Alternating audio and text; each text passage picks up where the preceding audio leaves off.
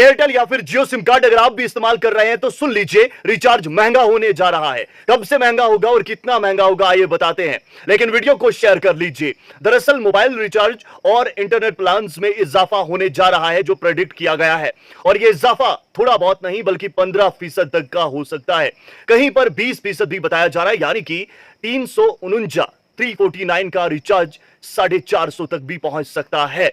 जी हां दोस्तों, आप सही सुन रहे हैं। आम लोगों के लिए यह बहुत दर्द सर वाली खबर है। सीधा एक आम इंसान के जेब पर इसका असर पड़ने जा रहा है, और बताया यह जा रहा है एक्सपर्ट्स के थ्रू कि जनाब 3 से 4 महीने के अंदर अंदर ऐसा हो सकता है। हालांकि ना ही जियो और ना ही एयरटेल ने इसकी कोई अनाउंसमेंट की है, लेकिन फिर भी इतना पुख्ता क्यों कहा जा रहा है कि रिचार्ज की कीमतों में इजाफा होगा, आइए बताने की कोशिश करते हैं। दरअसल बताया जा रहा है मार्केट में डुओपोली चल रही है, यानी कि मार्केट में जो प्राइवेट टेलीकॉम कंपनीज हैं सबसे बड़ी वो दो हैं, एक तो एयरटेल और दूसरा जियो। तीसरी वीआई यानी वोडाफोन आइडिया भी है, लेकिन दो जो ये कंपनीज है ये बहुत बड़ी हैं। इसके अलावा बीएसएनएल भी है, लेकिन उसे बहुत पीछे रखा जा रहा है। अब जियो और एयरटेल की हम बात करें तो लगातार कस्टमर स्विच कर रहे हैं।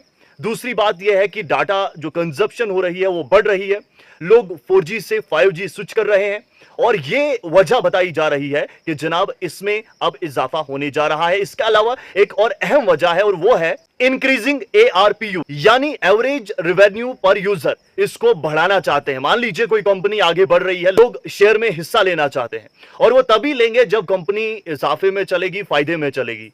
तो फायदे में तब चलेगी जब लोगों के जेब पर बाहर पड़ेगा। तो इसीलिए जो एक्सपर्ट्स हैं उनकी जानिब से ये प्रेडिक्शन की जा रही है, और ये प्रेडिक्शन मामूली नहीं है, बड़ी तेजी के साथ ये खबर भी वायरल हो रही है। तो इसमें अब आम इंसान क्या कर सकता है, सवाल ये है। जवाब है कुछ भी नहीं। कुछ वक्त पहले बहुत सारी टेलीकॉम कंपनीज मार्केट में थी और कंपटीशन था। कंपटीशन होता है तो हर कोई अपने कस्टमर को रिझाने के लिए कोई ना कोई नई तरगीब लाता है, लेकिन अब कंपटीशन कम हो गया है तो कोई भी टेंशन नहीं है। मान लीजिए जियो बढ़ा रही है तो एयरटेल को भी बढ़ाना ही होगा, क्योंकि शेयर्स की कीमतों में भी इजाफा होना चाहिए।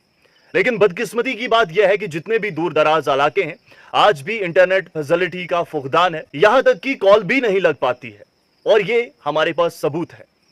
तो क्या वाकई में रिचार्ज की कीमतें जो हमसे वसूली जाती है वो हक है या नाहक है, ये आप कमेंट कीजिएगा। बहुत बहुत शुक्रिया आप सभी का, और आपका ख्याल क्या है इस हवाले से, वो ख्याल भी हम तक जरूर पहुंचाइए। ये बदकिस्मती की बातें हैं, क्योंकि जो भी वजन पड़ता है हर तरीके से एक आम इंसान पर ही वजन पड़ता है, जो कि नहीं पड़ना चाहिए था।